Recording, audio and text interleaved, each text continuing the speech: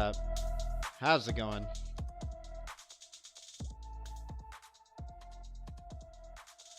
Welcome, welcome. How's it going? BTC community, XRP community, DLT community, crypto community, XLM community, Algo community, HBAR community, Sol community, TRX community, all the communities out there. How's it going, everybody? Welcome to another late night DLT live stream. Texas Crypto's in the house. Thanks for smashing that like, my man. What's up to the 5 viewers tuning in? Appreciate y'all checking out some advanced robotics right here. But let's see what's up, guys. Welcome to the live stream. Always good hanging out with the Blue Crew. Good to see the 5 viewers in the stream. Thanks for tuning in, you guys. Guys, forewarning, this is going to be a very XRP Interledger protocol Ripple centric stream tonight. So not going to be talking about too many other cryptos on this video. I'm always up. If the Blue Crew brings it up, I'm down to talk about it, answer any questions about it, or check out something. But if not, you know, we're just going to be looking into what we got. Josh Carlinghouse, what's up, man? Dude, what's up with you, man? Here's a wrench. Please use it wisely. With the wrench comes great responsibility. Guys, thanks for hitting those likes on the way in. XR Pacific in the house. They took our job. Exactly, man. Texas Crypto, did you see the tweet that I sent you? Let me check it out, man. I don't know. I guess I don't have any notification here. Maybe I don't got anything in my DMs, my man. Maybe send it to me again, my dude.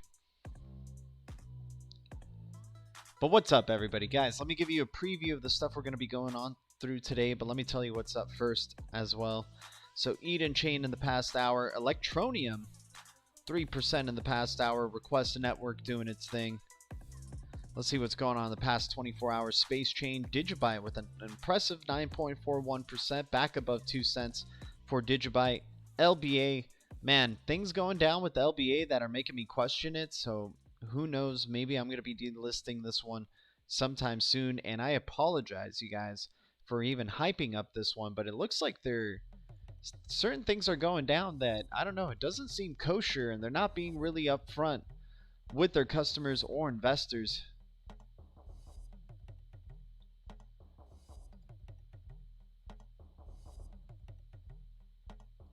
Oh yeah, Texas Crypto. We talked about the safe haven thing in our earlier stream, in our earlier live stream today.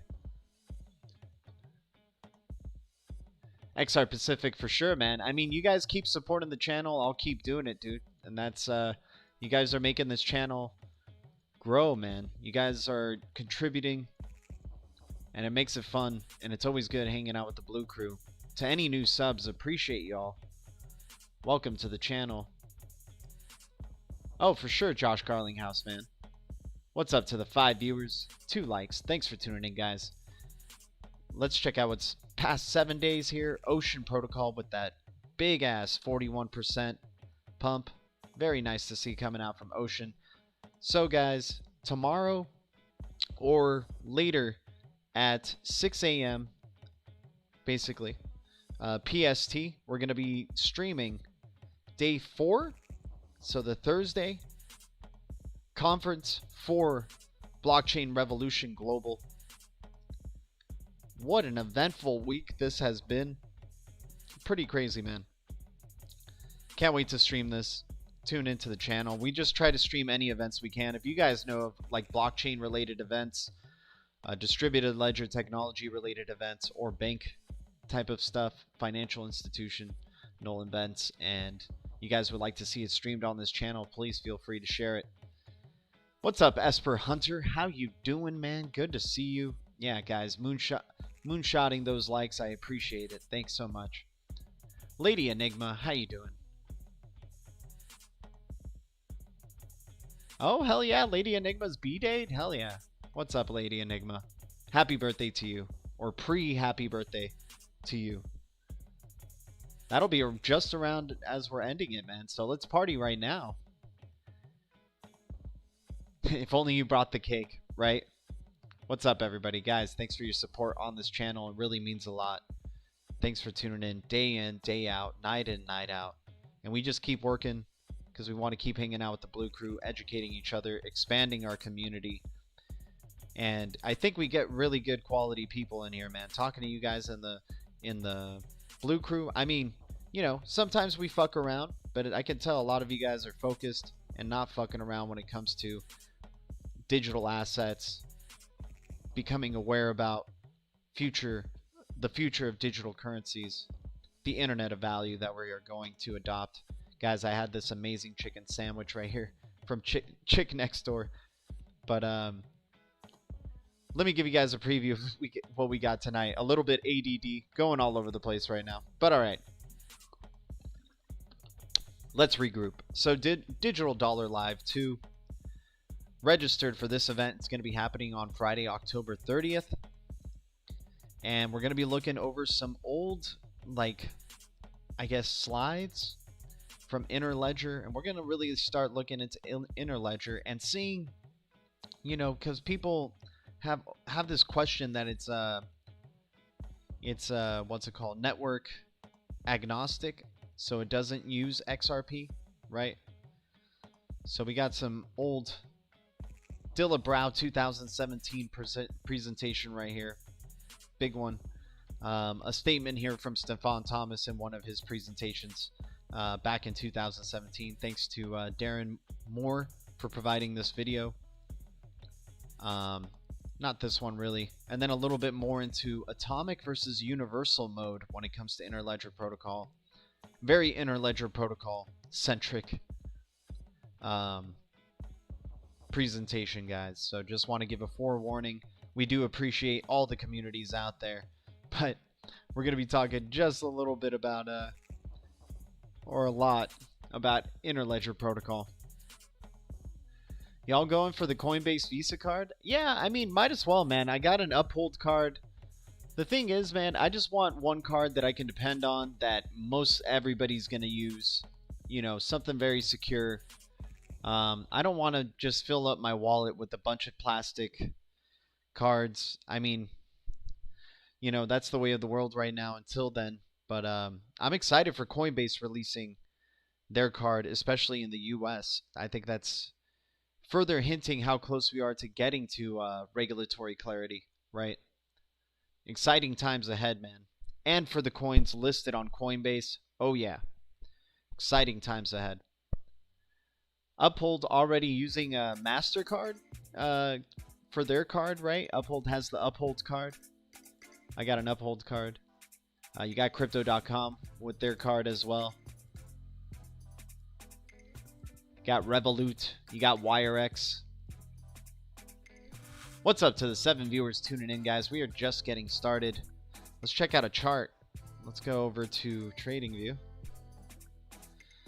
See where we're at with XRP. Man, I'm getting so bullish with XRP. You know, shameless.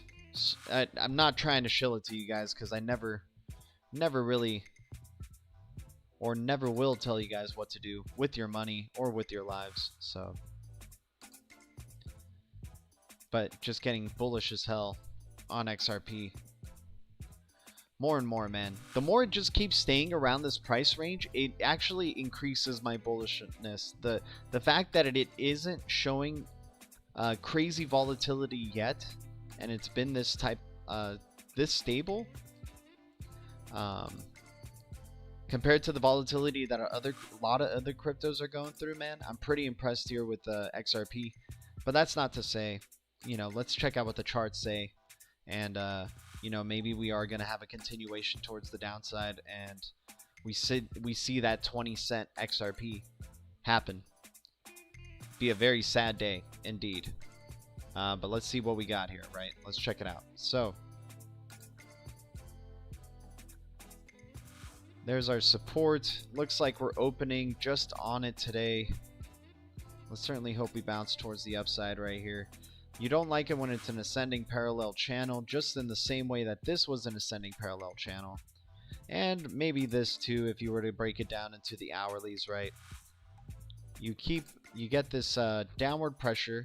You retrace upwards to around 50 or 60%, right? Then you crash to the next one, retrace upwards around 50, 60.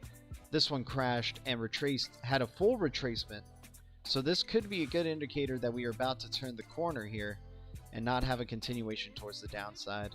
Unless these two are connected, right? Then, yeah, maybe we will get that continuation towards the downside and hit around a 20-cent XRP if it breaks towards the downside, like I said.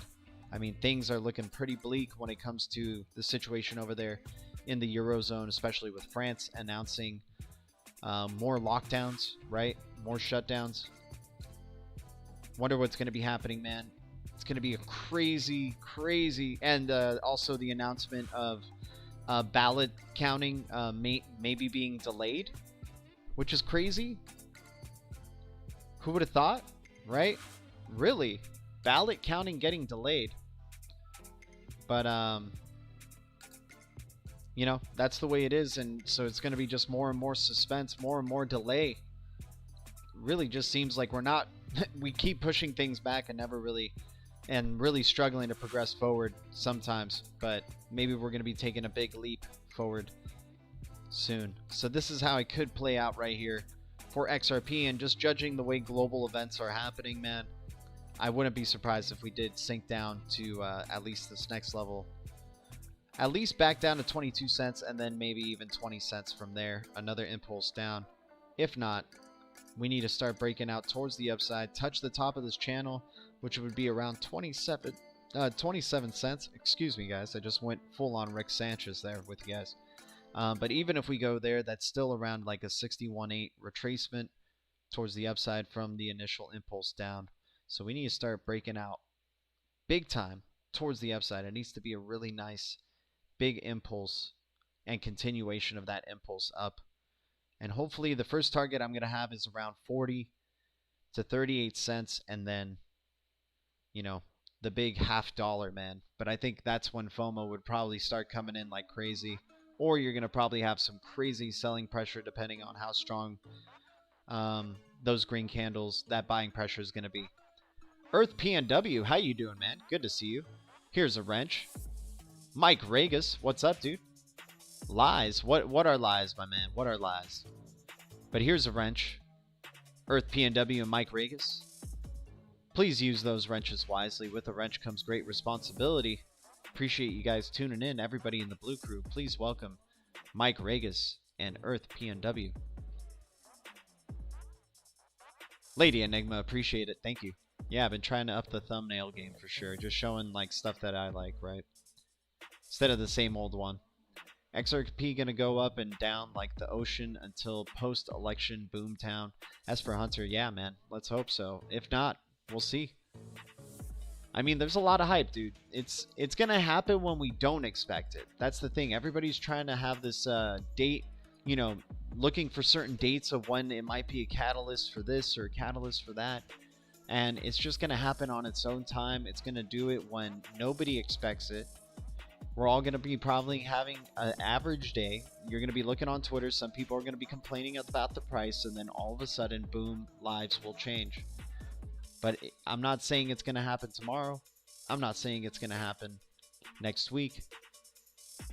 You know, we're holding these digital assets long term, despite what happens at the end of this year. I think a lot of people want there to be a massive boom this year. I mean, obviously I do too, but the thing is like, I think a lot of people are going to just want to leave this space afterwards and then just go be rich, right? Just go, I'm not saying I don't want to leave this space, but you guys want to get what I'm saying, right? I hope so. Man, that OG. Holly Molly, what is up? Good seeing you. Lady Enigma.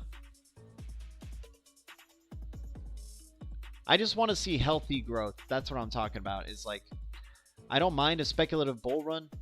Is that I want to know we're outside of the Wild West. I want to know we're in a regulatory compliant market. I want to know that it's real boats that are competing for the speculation over just money going in all sorts of random directions. Josh Carlinghouse, I appreciate it. Fab, what's up? Oh, nice, man. Happy 3-year anniversary.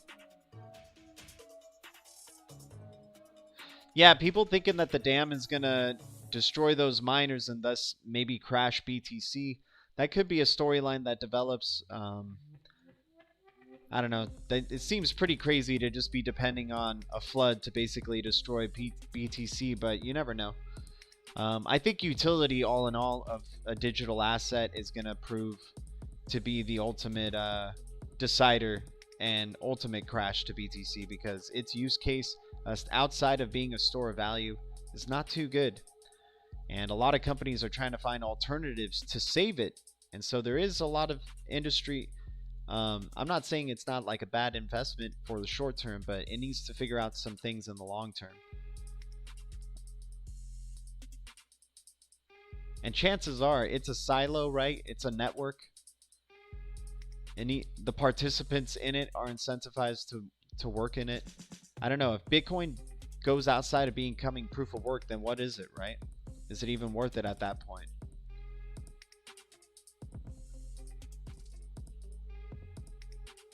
Purple night whales. What's up, everybody? Guys, good seeing you. Thanks for smashing the likes. 7 likes already to start off the stream. What's up, everybody? All right, so let's jump into it. We're looking at Interledger protocol right here, guys. The ILP, the interoperable streaming payments layer, right, to the internet. And we're looking at a slide here from Evan Schwartz talking about the agenda, the need for interoperability, background, how Interledger works, demos, streaming payments, Interledger opportunities on the web. The biggest problem in payments is the lack of interoperability. One of the first companies, I believe, in the crypto space talking about interoperability, by the way. Oh yeah, because it's the first translator for money, XRP. The XRPL. That's why some people have trouble saying that XRP is blockchain, because it really is a distributed ledger technology. Blockchain is kind of just the word to get you into the door, but really what it is distributed ledger technologies. Interoperability across several networks, several ledgers, dozens upon dozens, interconnectivity, right? So the payment space is highly fragmented. You see all these companies listed on their slide right here. Venmo, Alipay, some of the big ones that we know of, right? You got PayPal listed right here. Mind you, this I think this presentation was in 2018, right? So Web Payments API makes negotiation easier, PayPal to SOFORT because of Visa, right? But it doesn't help if there isn't a match, right? So how do you get across if there is no match? To pay someone, you need to use the same payment network. To accept payments, you need to support many different networks. Accepting payments online, Visa, MasterCard, Discover, all the money, right? So payment networks are disconnected. You got the banks, blockchains, mobile money, online wallets, big tech, right? So internetworking for payment networks. So in between basically is the XRPL, the Interledger protocol that connects all of them, that bridges them, right?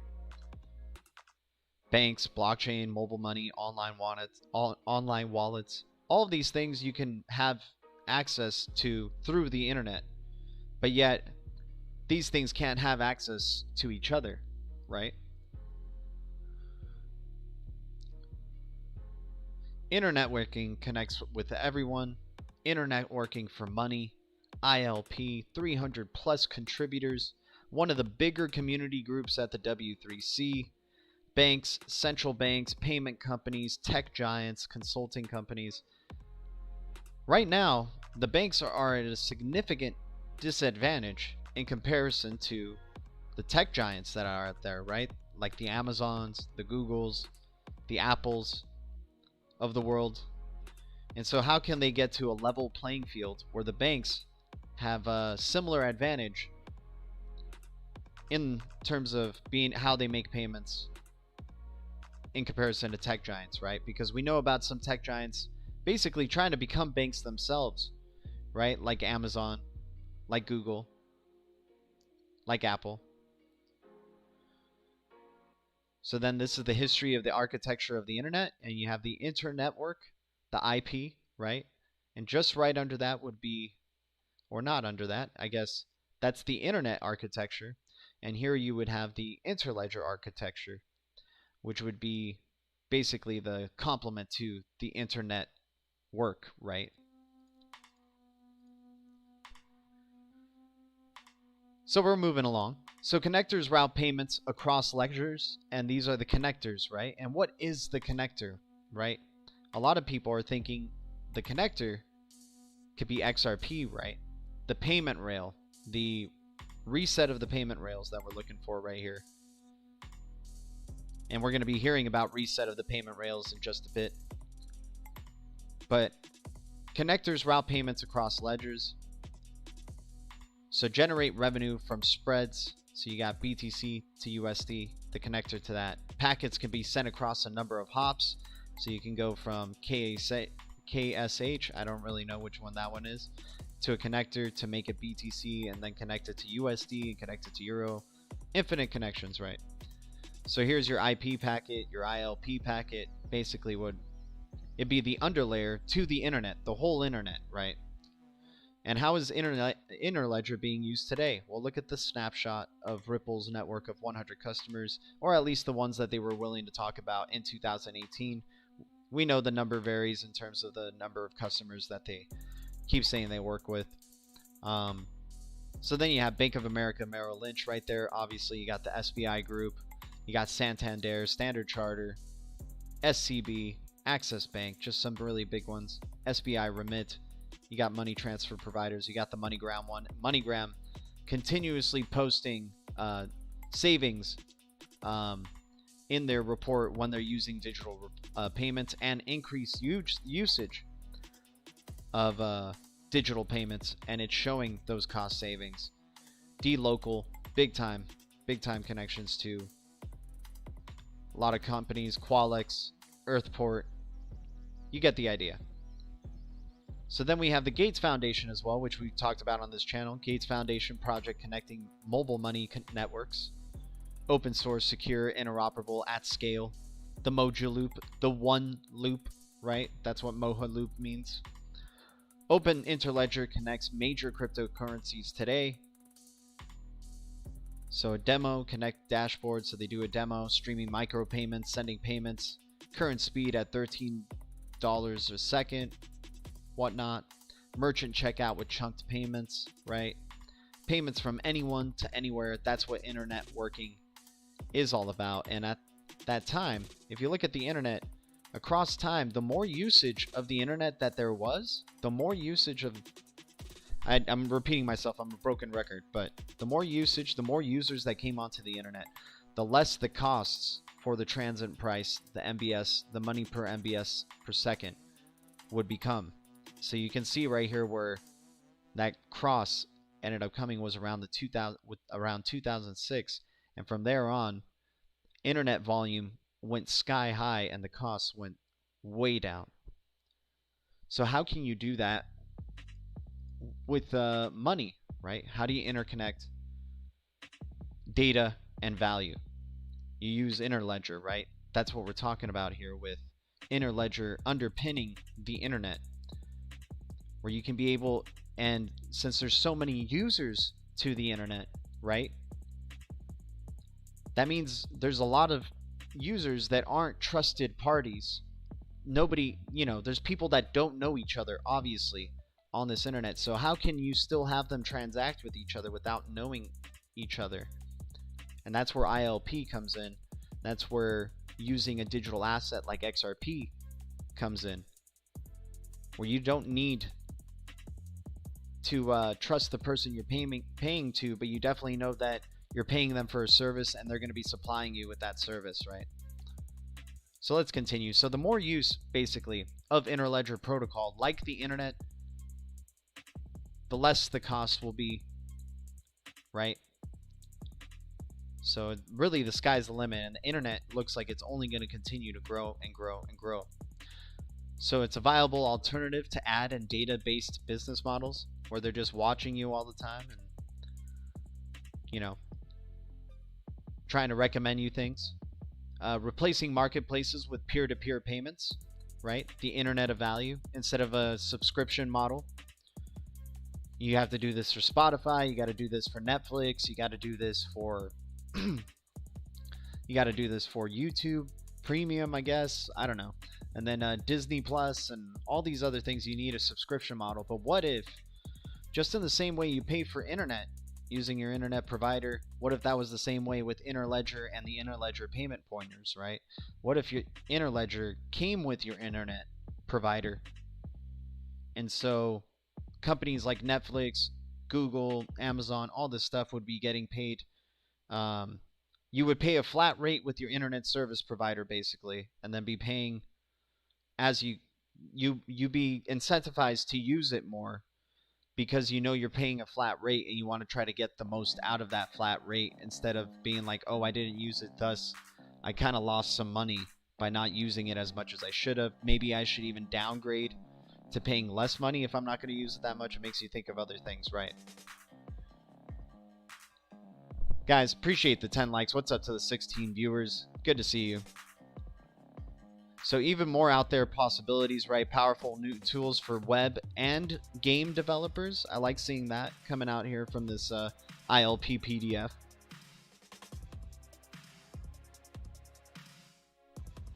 So then ILP, right? Providing the underlayer to the internet, basically.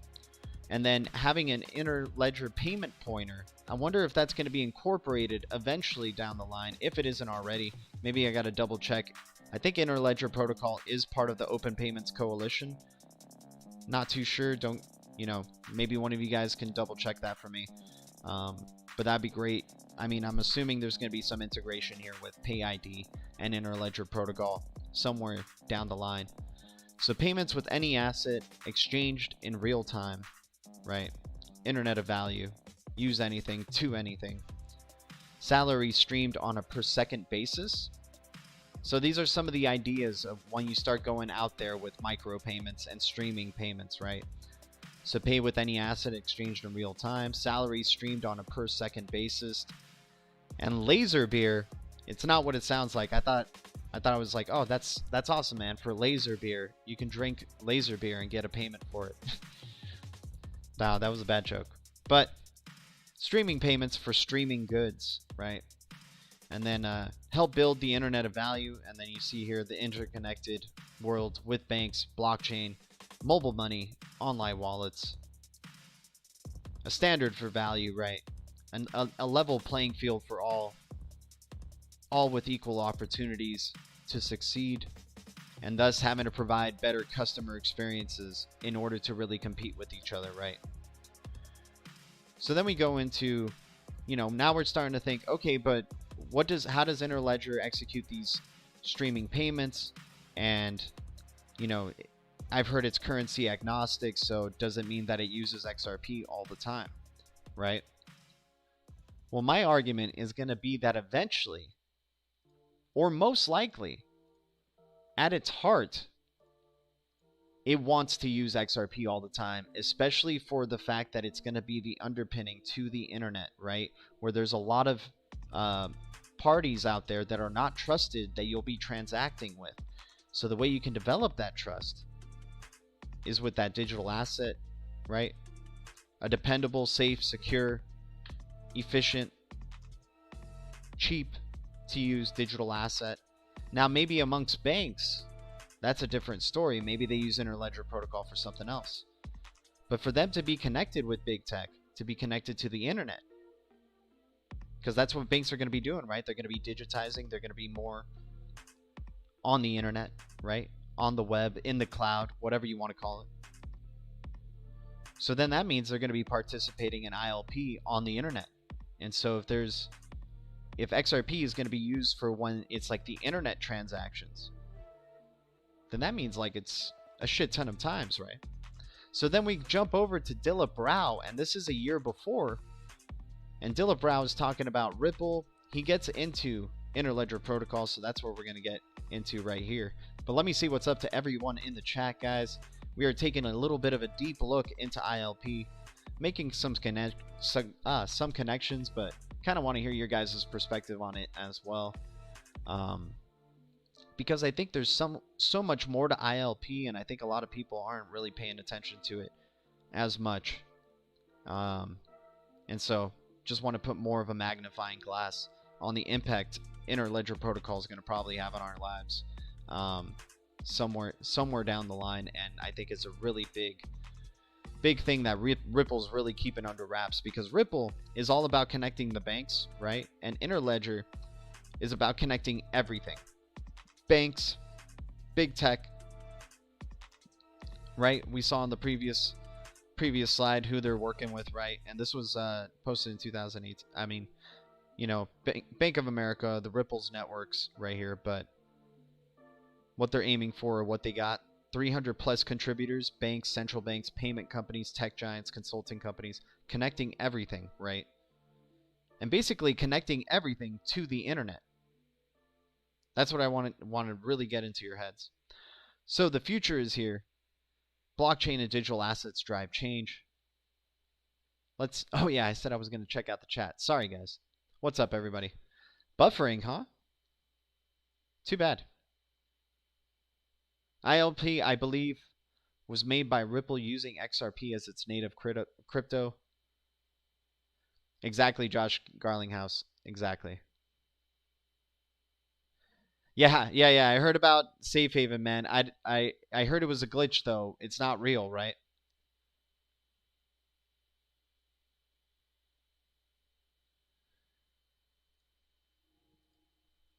Was Spark set out to be the interoperability? I don't know. I don't know if it was set out to be the interoperability, but I think it's just an extension. Because I think XRP is the bridge still between... Well, oh man, I gotta learn more about Spark, dude. I gotta learn more about Spark. That could be our next one right there, XR Pacific. I don't want to give you any misleading answers, but I think because of XRP, Spark exists and can offer interoperability with the Ethereum network. XRP, the free market response by the Patriots to intentionally intercept and prevent the bankers' New World Order weirdos' currency plans for us all.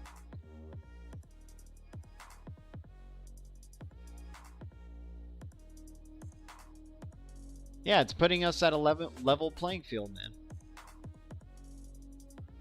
Creating true globalization, which, you know, I know a lot of people hate hearing the word globalist or globalization and don't really believe in that ideology. But when you're talking about the whole world being connected well, we're already becoming more and more connected virtually already, but being connected to the whole internet. And only more and more users are coming onto it, right? Only more and more volumes coming through there. So just imagine the tremendous amounts of value that people are missing out on. The internet is just so young. We're still going through some immaturity phases, and it needs to level up. And when it levels up with the ILP, we're going to see that third leg to the stool, right? Where the transfer of value, goods, and data can all happen in harmony as fast as each other, right? That's because that's what technology inherently is to make our lives more convenient, right? More convenient, more safe, or safer. Give us the illusion of safety, at least.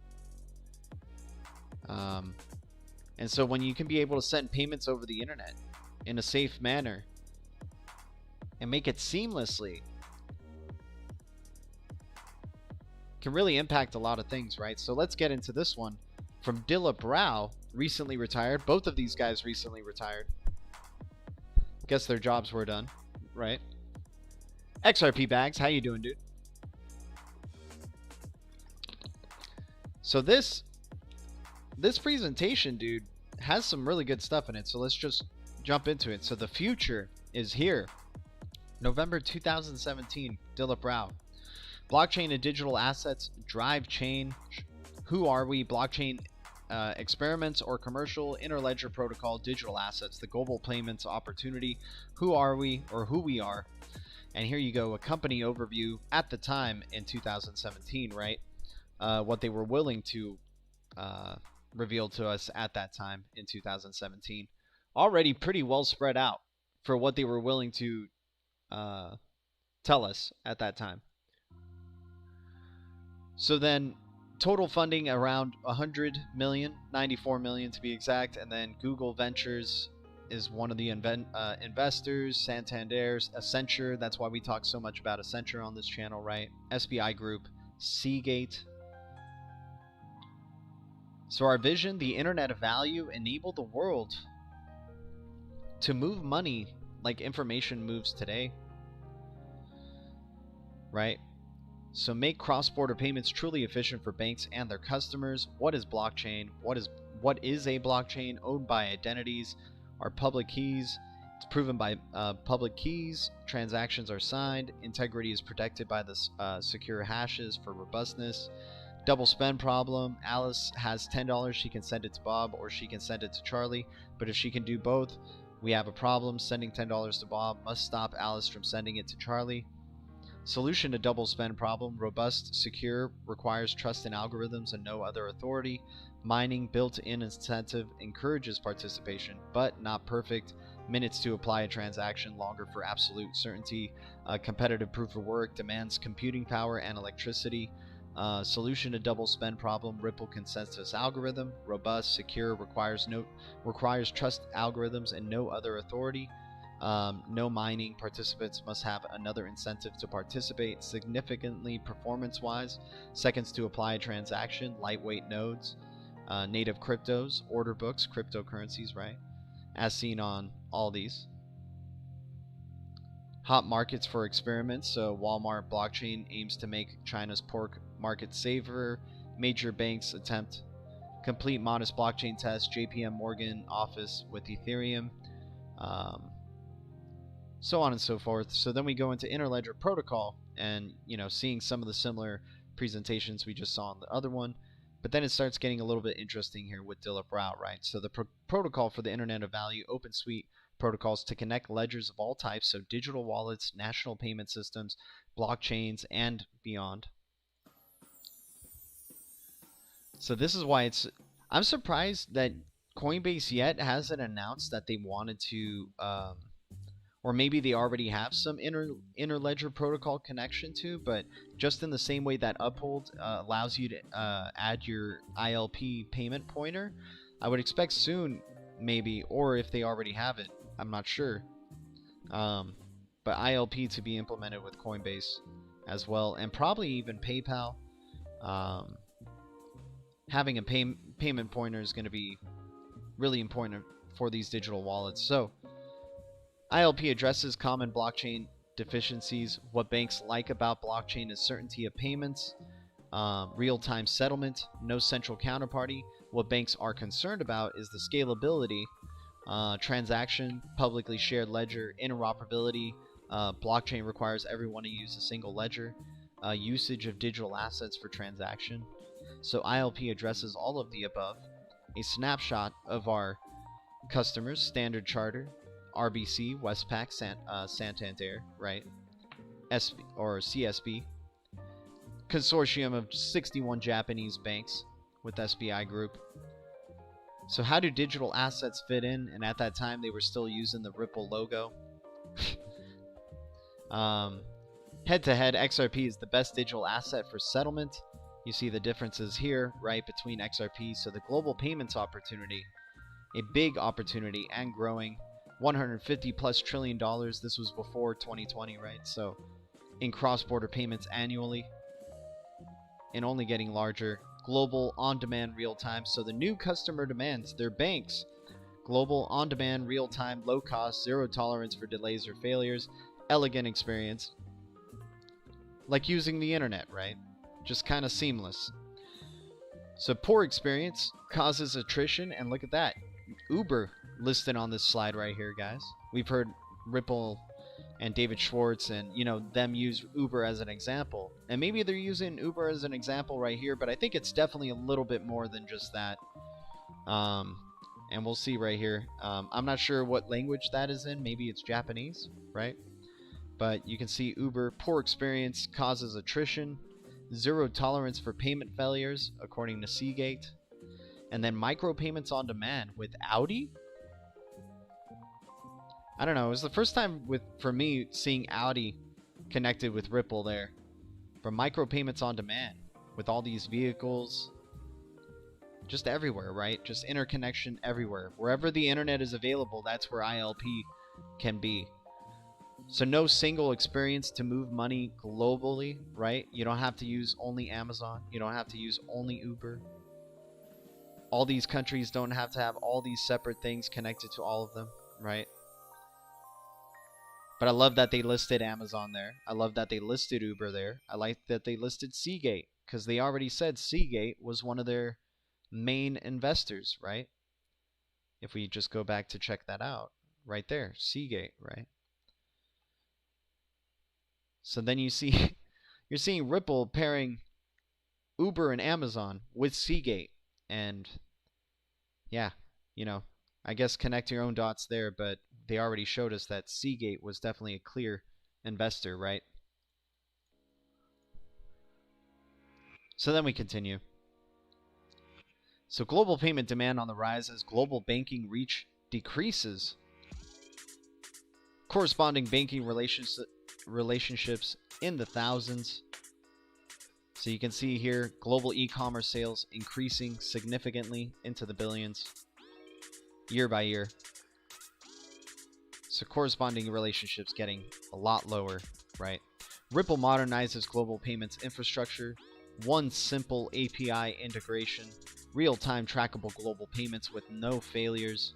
So you got Ripple taking care of the messaging and the settlement infrastructure, a network with rules and governance. So the governance and the rule set. And look at that, Bank of America listed right there. Right up here. Bank of America, Santander, MUFG, Standard Charter, Westpac, cost efficiency in emerging markets. Already India there, as if they're just assuming that India is not going to ban crypto. So India, Brazil, Mexico, Philippines, some really crucial markets right there. Providing liquidity with XRP.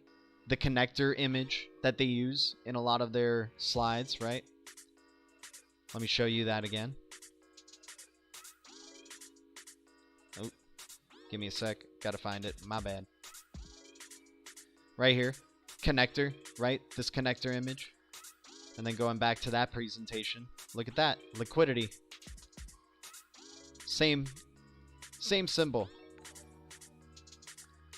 Right? Blowing your mind a bit? I don't know. Because this is what we've been talking about in this channel, is what is that connector? What is that bridge? And is it really currency agnostic? The best connector, the most trusted connector, because the quality of the validators on the Ripple net, the quality of the validators using XRP, and we're going to show you an example of one of these validators. I'm not going to jump ahead of myself really quick, but it's very important to have strong ecosystem. Bitcoin has a very, it's like almost a randomized ecosystem, right? And it's very heavily centralized in these Chinese miners. It's not very centralized in, you know, central banks, for example. Texas Crypto, dude, thank you so much for that donation, my man. Appreciate you, brother. Thanks for the $5 bomb. Holly Molly, what's up? Exactly, Lady Enigma. A bomb indeed, man. Texas Crypto, dude, thanks for your non-stop support. Guys, thanks for the 14 likes. I'm assuming you guys are liking what you're seeing here. Coinbase needs to announce VET onto their platform so I can get some temporary gains from 0.1 to 0.3 and then back to 0.1. Let's go, fam. Esper Hunter, exactly, man. Why not? I'd like an Audi. Yeah. Yeah, Swartz has said a lot about micropayments, and we're going to get into that really quick. So let's get back in here. But Texas Crypto, much love to you, my man. Thanks for your support, as always. And guys, just for everybody tuning in, the lurkers, the 16 viewers, the new subs, Much love to y'all. Thanks for tuning in. All right. So that connector image, right? Once again, connector. Connectors route payments across ledgers. So ILP going to be and XRP going to be that new connector. So here you go, India, Brazil, XRP using it for liquidity, and then Ripple's API, one interface for payments across any network. The Ripple API, with Amazon, Uber, and Seagate being used as the examples yet again. I mean, guys, I mean, Ripple could be just trying to bullshit us, but I really doubt it just based on all the hands that are involved in this company. And we can't lie to ourselves, man. This is a massive company, guys. This is a massive startup, up-and-coming startup that the masses don't know about yet. And is connected, shaking hands with so many in the industry, is the one that is the thought leader that, hey, maybe we should use distributed ledger and blockchain to work with the governments, to work with the banks, to improve their payments infrastructure. The first one, right? The first translator for money. So I don't think they're fucking around, is what I'm trying to say. So when they're listing Amazon and Uber on here, along with someone who's an investor, Seagate, I'm thinking they've shaken hands, maybe probably even made some deals with Amazon and Uber. I don't mean to hype. We're just speculating right here, and I totally could be wrong, but I don't think Ripple would be fucking around like that. Especially with the eyes they know that are watching. These are industry this type of presentation that lbry is doing is to the industry, right? Is to these banks, to these big tech companies, to their partners. So then delivering on customer demands with Ripple. Let me see here. Summary of our opportunity. Global payments is a big and growing opportunity. Certainly it is. Current infrastructure is failing new customer demands. Ripple delivers one API across global payment networks. Ripple is the only blockchain company with an enterprise-ready network solution and commercial traction. The only enterprise-ready, right? Only blockchain with an enterprise-ready network solution. The next generation of payments. It's all about payments. And what is the best digital asset? The most secure, the most trusted, with a very strong ecosystem, very strong quality of validators running the system. It's going to be the XRPL. It's not going to be Ethereum, I don't think. So then we get into it here with Stefan Thomas. This is a little bit of a presentation right here. It's going to be probably about maybe up to 5 to 7 minutes. So we're just going to watch this and chill out, guys. I'll talk with you guys in the chat, but I definitely want you guys to pay close attention to some of these things. Once again, I want to thank Darren Moore for sharing this on his channel. By the way, Darren Moore Jr., as you guys can see here, I'm subscribed. I've hit his bell button. Any video this guy releases, I am always looking forward to. This guy's the shit. Love Darren Moore Jr.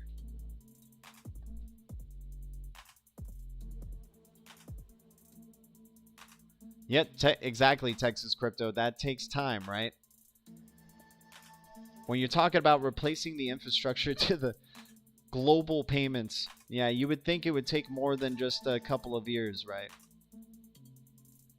So far, they're on year 8, right? 2020. They started in 2012. They're on year 8. Man, they still have so much more room to grow. Guys, thanks for the 15 likes already on the stream. What's up, everybody? Thanks for your support. Let me see if we need to go to somewhere else first. Okay, maybe we can... Yeah, you know what? We'll save this Stefan Thomas thing for last right now.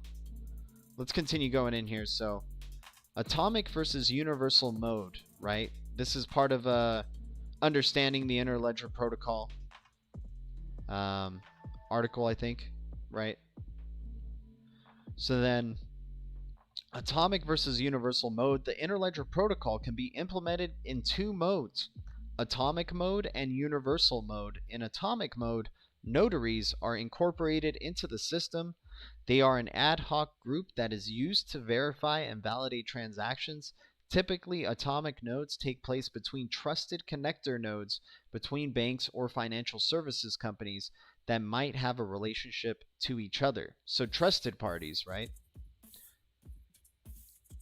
And then universal mode does not require notaries, so no third party, right?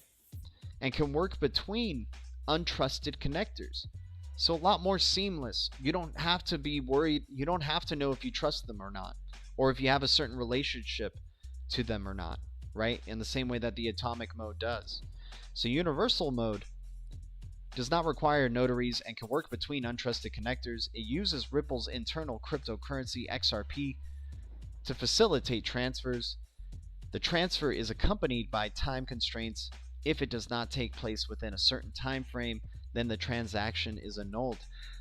But a big thing I want to take away from this, it uses the universal mode that does not require a third-party intermediary between untrusted connectors, uses the universal connector XRP to facilitate. And the reason it uses it to facilitate the transfers, right, is because it's the most secure, and it's probably going to be the most secure, the cheapest, fastest transaction, eco-friendly, right? So then you have Stefan Thomas and Evan Schwartz presenting a protocol for interledger payments, a protocol for payments across payment systems. All about payments, all about the money, all the money, right?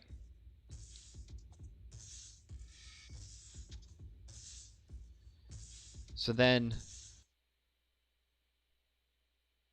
we go check out, here you got atomic interledger payments, right? And what it talks about, and we know that it uses a third party, trusted third party. They have previous relationships to each other, right? So then we check out universal protocol, universal interledger payments. While the atomic mode uses notaries to ensure proper execution of a payment, the universal mode relies on the incentives of rational participants instead to eliminate the need for external coordination. It provides safety and liveliness for all non-faulty participants connected to only non-faulty ledgers under an assumption of bounded synchrony with a known bound. We discussed the practical considerations of using universal mode in a system that does not guarantee bounded synchrony, i.e. the internet. Right? And we've been talking about the expanding use of the internet. And so if you're making payments and using universal interledger payments, and Interledger is going to be the backbone paired, allowing for the transfer of data, goods, and value to the internet with Interledger protocol. And we just saw right here, what does universal mode do? It uses Ripple's internal cryptocurrency XRP to facilitate transfers. It doesn't use BTC, it doesn't use Ethereum, it doesn't use XLM. ILP uses XRP. So then, you know what, let's hear from Stefan Thomas himself what he says to, you know, ILP being currency agnostic, right? So then we go to Google Talks here. And guys, appreciate your patience. If this is, you know, something you already know, well then, thank you for tuning in and just hearing this jargon over again. But to me, I kind of feel like not a lot of people talk about Interledger protocol, its importance, and just how massive of a revelation or revolution it truly is for the payments industry, the payments world, the internet as we know it.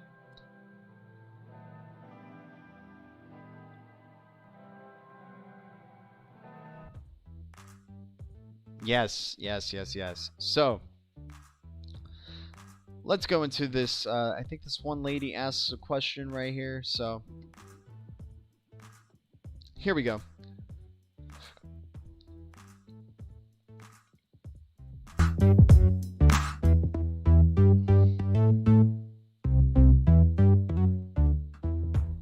Okay, guys, listen in. Hi, thanks for the presentation. Oh wow, you guys are gonna have to listen real close. Okay. um, so, since the tech is currency agnostic, what would be the incentive to choose XRP over Fiat or any other cryptocurrency? So what would be the incentive to choose XRP over any other cryptocurrency if Interledger is currency agnostic? So this is where I'd almost love to ask my colleague up on stage, because we have our team who's actually trying to integrate with these different digital assets and different payment systems, and it's just a many orders of magnitude of difference between XRP and, let's say, Bitcoin, and still several orders of magnitude between XRP and something like Litecoin, which is known as a more efficient sort of asset, and So many orders of magnitudes difference of using BTC for payments, right? For ILP payments. It's just a pleasure to work with, and part of it is it's been designed for that, right? Like, it's been designed to be used as the settlement asset in Interledger, and so it's been designed for that. It's a digital asset that was specifically designed for Interledger payments. None of these other digital currencies were specifically designed for Interledger payments, right? For the Interledger protocol. It's such a pleasure to work with, right? Many orders of magnitude difference from Bitcoin. And it was designed to be the settlement currency for Interledger, settlement asset for Interledger. And if you're using that asset all the time, then it has great value, doesn't it?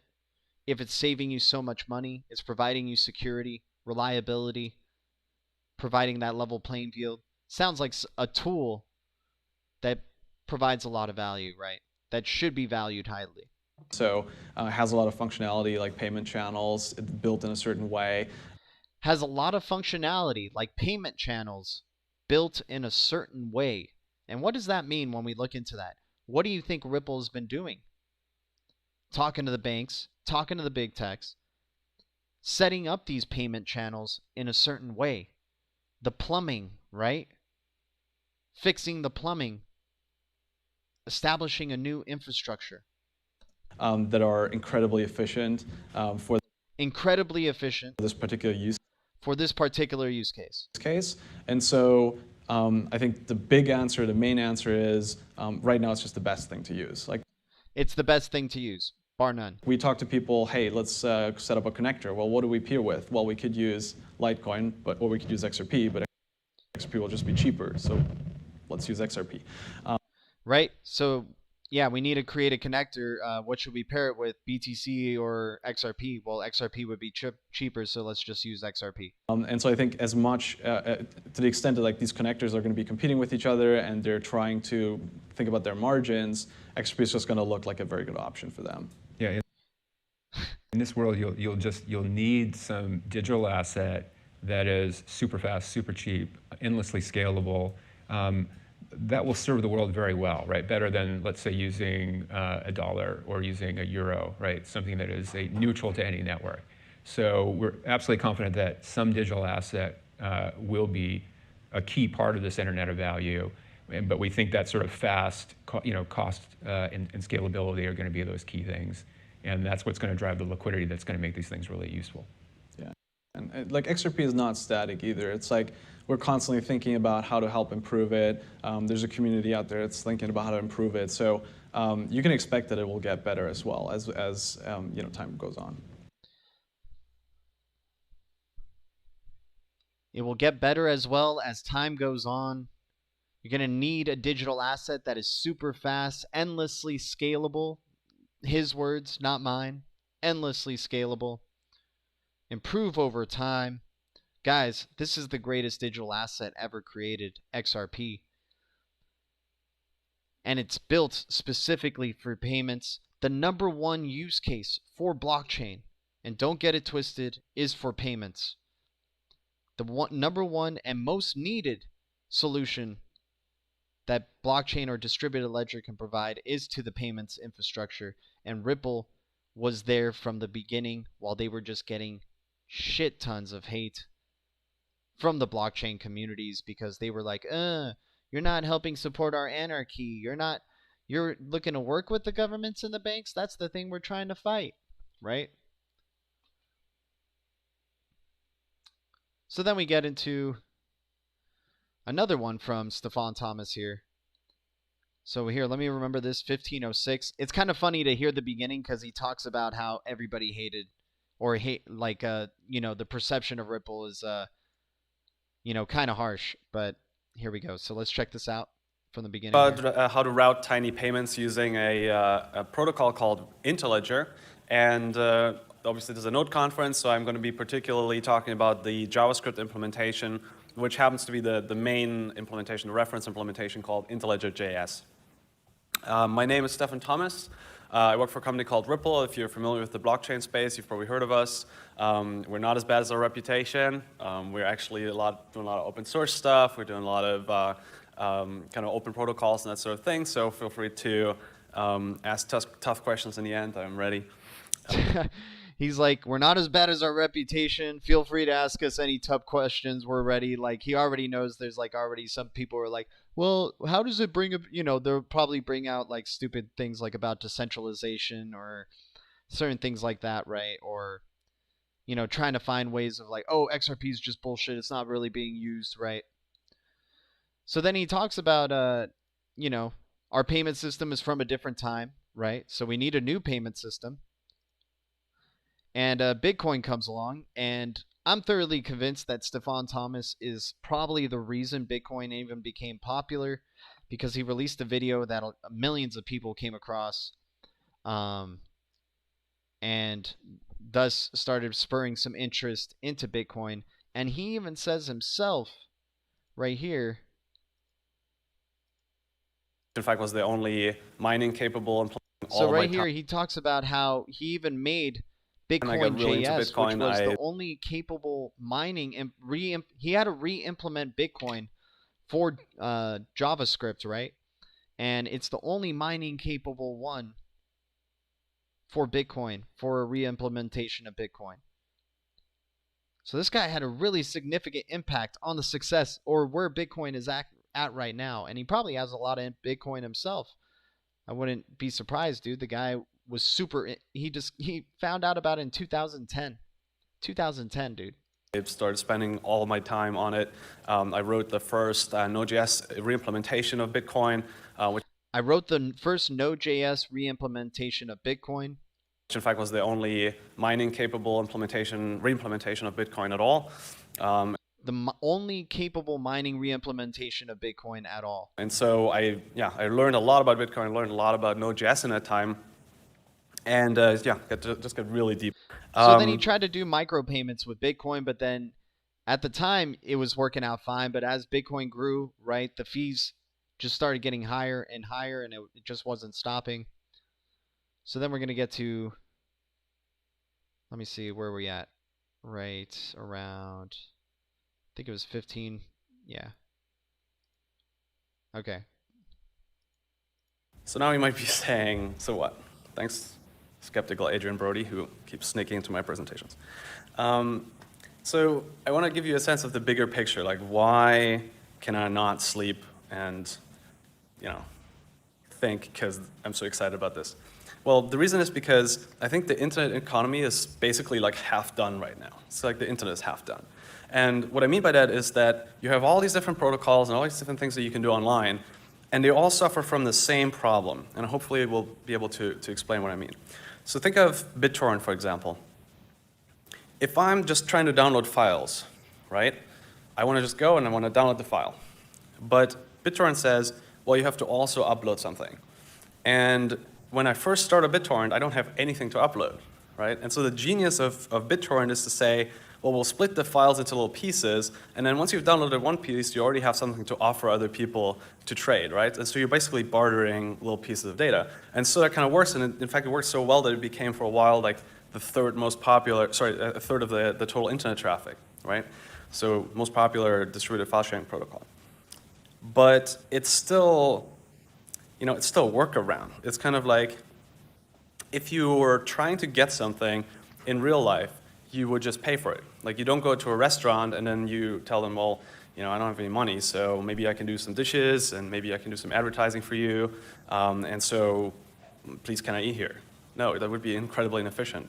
But that's exactly what we do on the web everywhere, where it's like these hacks to get around the problem of, well, I don't have any way to reciprocate. So I'll give you some examples. So you get this aggregation, so you have marketplaces. We talked about BitTorrent. Well, what was the BitTorrent disrupted by? It was Netflix, right? And so you get these marketplaces where you just aggregate all of your consumption together, and then other people, they aggregate all their content revenue together and get it from Netflix. And then you can make larger payments, and then it sort of works. But it also puts these marketplaces in a very powerful position because it's not as open as the web otherwise would be.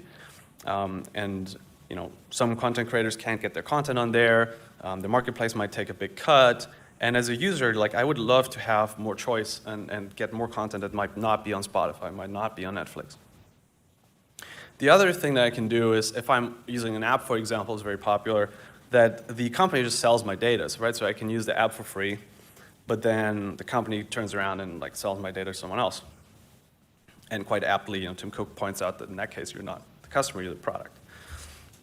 Another example of these workarounds is advertising. So this is the front page of the New York Times, a little while ago, but I've highlighted all the advertising in red and I've highlighted all the content in green. And if you're saying that there's no content, well, that's because you need to scroll down. And obviously that's very, very annoying. I mean, like, I can't believe that we're even like dealing with this at all. In fact, like a lot of people are opting out. And someone called this the Napster moment for advertising, which is the business model that drives all of this, right? You have Google that's deriving 90% of the revenue from advertising, and they must be scared shitless that their users are, by the hundreds of millions, of opting out of their business model, right? So it's kind of like what happened to the music industry some years ago. And so that kind of creates a need for a new business model.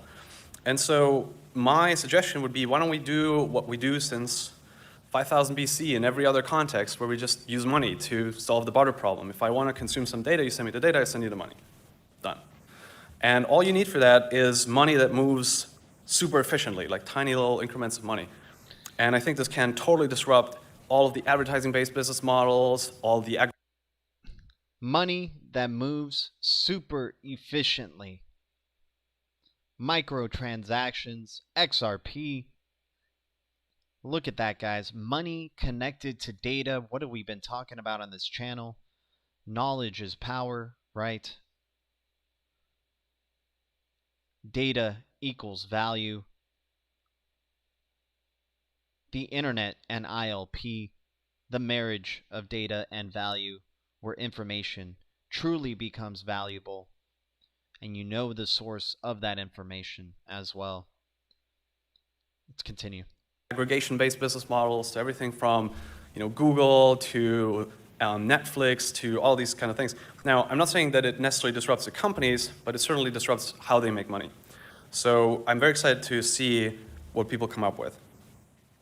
Give you some examples. So this is something that one of my colleagues, who's a co-creator of Interledger, built, was using WebTorrent. So you basically build ILP into WebTorrent. And so every time you download, you essentially send some money. And so if you don't want to upload, you don't have to upload. There can be people that are only seeding and basically making money off of it. And you can even do things like pay the content creators and turn it into a totally legal system. And so super excited what could happen with this. Here's another thing. We partner with Tumo. I don't know is anyone here familiar with it? No Armenians? There's one Armenian, okay. So Tumo is a center in Yerevan where it basically is a place where kids can come and like learn about technology, and they're super cutting edge, as you can tell by them having heard of Interledger. And they basically did a project where their kids, like they have a little class of kids that come in, learn about technology, and they basically built an app where the kids would like build music playlists and kind of curate the music for you, and you could listen to the playlist and it would just cost you like a tiny amount of money. And again, like we're so used to everything being free that we think like, oh no, I don't want to pay for anything. But it's, the way it would actually be, in my opinion, is not that you would pay, you know, little, like 10 cents for this, 10 cents for this, and it sort of adds up. But rather, you'd probably have a flat rate, because that's what we did in every other context. You know, that's what Netflix does, that's what Spotify does. And there's no reason you couldn't do that, where it's like you have some provider, they're like your Interledger service provider, and you pay them, you know, $10 a month, $15 a month. You go consume content all over the web, and yeah, you could theoretically consume a little bit more than you're paying in. Some people might consume a little bit less than they're paying in. But the key with flat rates is that it gives an incentive to be engaged with the system. You know, if you're not using a flat rate, if you're paying metered, you're constantly thinking about, I don't want to use this because like it's going to cost me money. But if you have a flat rate, it's like, I need to use this because otherwise I'm wasting money, right? So it's like it gets users more engaged, and that's why ISPs, despite the fact that the less bandwidth you use, the better, they still want you to pay as a flat rate model because they want to keep you engaged. They want you to cancel your subscription because you don't need the internet, because you never use it, because you're always worried about how much it costs. So I think that people will come up with a flat rate model for this, where they kind of aggregate what you do. And sure, there will be some people that use it, just like there's people today that, you know, max out their bandwidth every single day, all the time, and so they get kicked off their ISP. Same thing. So that's kind of how I envision this working. So right there, let me get back on the... You see what we're talking about now, right?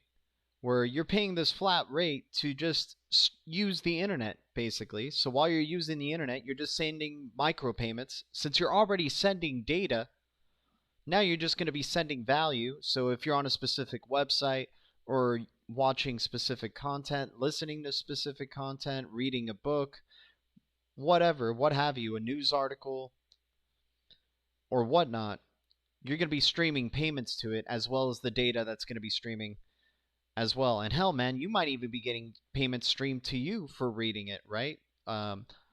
Jobs that are going to, like salaries that are going to be paid in micropayments, right?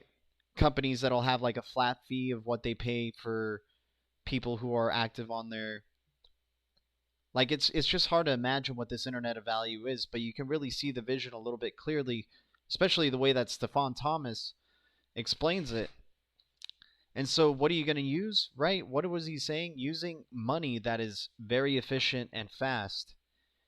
And so he was almost saying that XRP is money that is very efficient and fast, right? Because if you're going to be adding value to data, you're going to be incorporating ILP underneath the internet.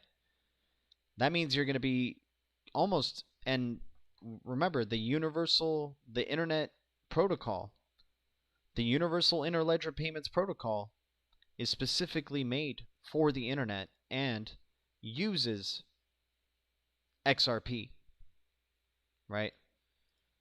So I don't want to hear any more about, does ILP, you know, a lot of people or some XRP investors or whatnot being insecure about whether ILP uses XRP for payments. The best digital asset for payments is and has always been XRP. And I think it will continue into the future, especially since we haven't even seen this roll out to its full capacity. It is still only getting started. So one more thing from STEFAN Thomas in his recent interview as Coil CEO with Ripple. Listen to this end point right here when he talks about Coil. Independent creators. And still, anyone that supports the standard will be able to users. They have a huge amount of content, bringing this to a larger audience, explaining what it's all about, and giving more people access to it. What kind of feedback are you getting from these creators that are using your platform so far? What we hear from creators is that it's really hard to monetize your content, and when you do, you're very dependent on the platforms that you use because they have all the users, they have a huge amount of content already, so they hold all the cards. And so as a creator, this is kind of an open alternative to that. You can be on a smaller site and still anyone that supports the standard will be able to pay you. So it really kind of opens up the space for smaller creators, for independent creators. What's your greater vision for Coil? Yeah, our hope is that one day the standard will be so ubiquitous that most websites will support it, and then maybe it's even like bundled with your internet connection. So rather than having a separate subscription, part of that package is money that can help content creators and websites. And so rather than getting paywalls everywhere, getting ads everywhere, having to get subscriptions for different sites, maybe it's all kind of bundled together and you can use whatever you want across the web. Use whatever you want. Don't have to deal with ads, paywalls, all these hoops that you would have to jump through, making the internet experience even more entertaining, more useful, more liquid, more fluid, or what I mean. It's unbelievable, man. ILP, the Interledger protocol, if it lives up to what it's destined to be, and it looks like it's certainly going to be there, especially after you check out this list of partners that I'm about to show you. Or not partners, but members that are possibly implementing it. And we already saw one of them connected there with Amazon, right? Let me just get some music on for y'all. What's up, everybody in the chat? Guys, thanks for tuning in. Appreciate y'all. We're almost done with this little presentation here.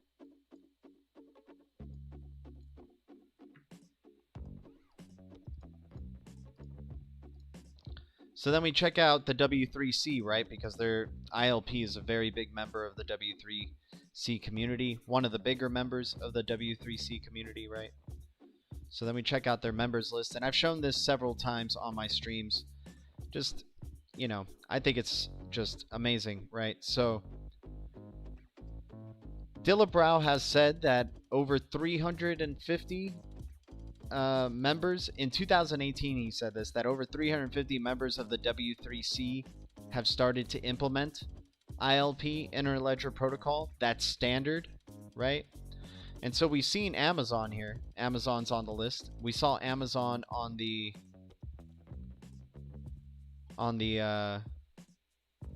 Ripple slide here, right? On a couple of them with the investor that we know of. Seagate invested in Ripple. Amazon, Uber using Ripple, the Ripple API, right?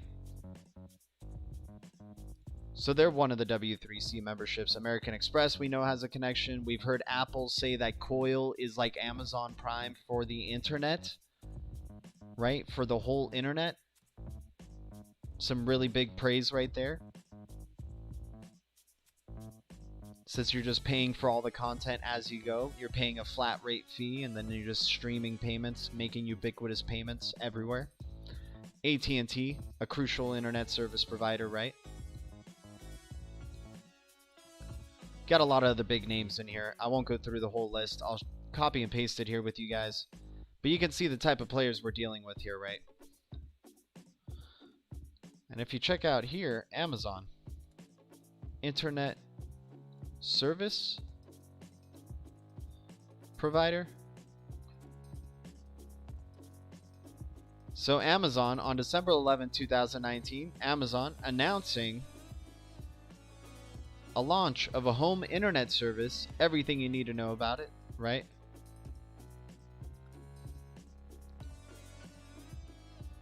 SpaceX vice president being involved here, but offering high-speed internet, correct? Right? I think Apple as well. Maybe I'm wrong.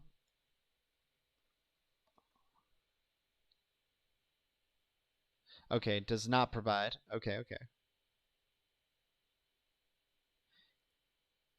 Apple wants to bypass carriers and beam internet data directly to iPhone via satellites. Interesting.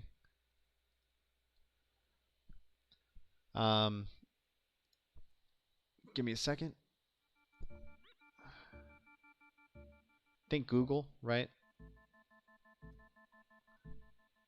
So yeah, Google Fiber, Internet Service Provider, ISP. So a lot of these big techs also getting involved in providing internet service. So imagine, you know, you're just using Amazon or Google and you just pay a flat rate to explore the internet. Stream payments, and they all support the standard. All the internet service providers do. So there can be allowed for internet working, right? Interledger payments using XRP. The ultimate connector. The most liquid digital asset, the most secure, fastest. Unbelievable, you guys. Unbelievable, man. The future is here. Saying that in 2017, man. The only enterprise-ready solution for payments, focused on payments from day one, focused on working with regulators from day one. Alrighty. So what's up, everybody? Guys, thanks for tuning into that. By the way, happy birthday to Lady Enigma. I'm 2 minutes late. I'm so sorry. I tried to end that presentation just before. I was 2 minutes after.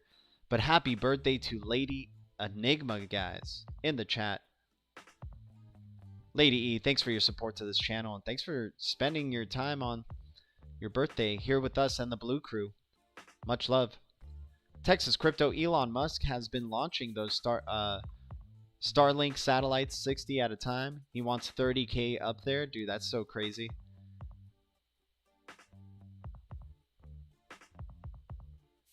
Crazy. Starlink online before 2021, I hear. Jesus, man. Got to get that space chain. Forget the banks and the big tech on Earth, man. Let's get the what's the big tech on in space there.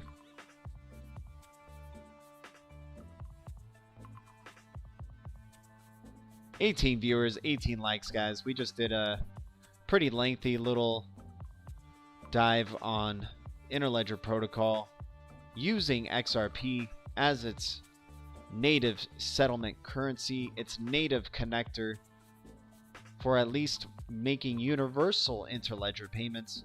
I'm sure for the atomic interledger payments, it doesn't require the use of XRP, but if you're talking about transactions on the internet with parties that aren't necessarily trusted, then interledger protocol payments with XRP are probably the best option. It's going to be unbelievable, you guys. We got the bridge asset to blockchains, other ledgers, digital wallets. It's going to be unbelievable. Tackling identity and governance, regulation. Ripple's definitely ahead of the game. Certainly hope Stellar is learning a thing or two from them and developing something just as amazing. Because definitely there's going to be competition. Just like there's several internet service providers.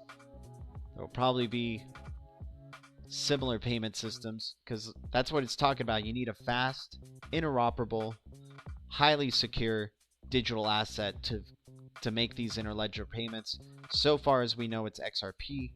Maybe there's going to be something else that's like another type of interledger protocol. I don't know what Stellar's up to. But when we're talking about internet money payments being streamed using a digital asset, the digital asset that's going to be used through Interledger protocol is XRP. Because it's many orders of magnitude better than BTC, many orders of magnitude better than Ethereum. And how the hell is this thing still at 24 cents? I don't know, guys. I really don't know. It's just unbelievable. What an opportunity. I'm not a financial advisor. I'm not a pro trader. I see a massive opportunity in front of my eyes. You guys can be on this journey with me. Do whatever you like. Never tell you guys what to do. But anyways, guys, let's check out a crypto, and we're going to be wrapping up this stream. I got to wake up at 6 a.m. to stream day 4 of Blockchain Revolution Global. Looking forward to what they have to say. That is for sure. So once again, we'll just wrap it up here with XRP since it was such a heavily XRP-centric live stream today. Thanks for the patience of all the other communities out there that support this channel. But yeah, this is what it's kind of looking like. Obviously, you have your up, you have your down options. I'm personally liking where XRP's at. I haven't lost faith on the upward momentum just yet. There is that possibility it could crash to 20 cents. It's always there. But so far, I'm really liking the point of retracement that it's at. And I'm finding faith in that since March. You can even do it since the impulse up from July, but we'll go from March. Right here. And you can see we're just around that 61.8% point of retracement right there, bouncing in between that golden retrace zone, getting our swings. Let's create another higher low. That would be amazing. And send it, dude. Send it and get a freaking fat wick out of this channel. 2.29 cents, hopefully. Somewhere around there, man. That would be wonderful to see XRP just break out of this ascending channel confidently. Because you already have a lower low here, lower low, and then next thing you know, the higher low came in, right? Now let's finish it. Let's get another and get that next leg up. Get that next impulse up. Let's get a strong impulse up. Alrighty, guys. Thank you guys so much for tuning in. Happy birthday to Lady Enigma, one of the longtime supporters of this channel. Awesome Blue Crew member. Hell yeah. Alright, Lady Enigma saying me and Bags will have a collab soon. That's awesome. Good to hear. But anyways, guys, much love. Thanks for tuning in. I appreciate y'all for tuning in for today's late night DLT live stream. Once again, Texas Crypto, thank you for your $5 donation. Elizabeth SF, good seeing you as well. Shout out to everybody in the chat, and happy birthday to Lady Enigma. Once again, thank you, BTC community, XRP community, Ethereum community, DLT community, crypto community, blockchain, revolution global community, all the communities out there. You guys are amazing. And remember, I'll never tell you guys what to do. I'll just tell you guys what's up. And what is up is Interledger is going to rule the internet. And WePower is up 1.3% in the past hour. Space Chain 23.4 in the past 24 hours. Digibyte 10.17 in the past 24 hours. Ocean still conquering with 42% gains in the past 7 days. Alrighty, you guys, I'm out. Much love. I'll see you guys tomorrow morning, bright and early, PST, 6 a.m. Blockchain Revolution Global, Day 4. Alrighty. Adios.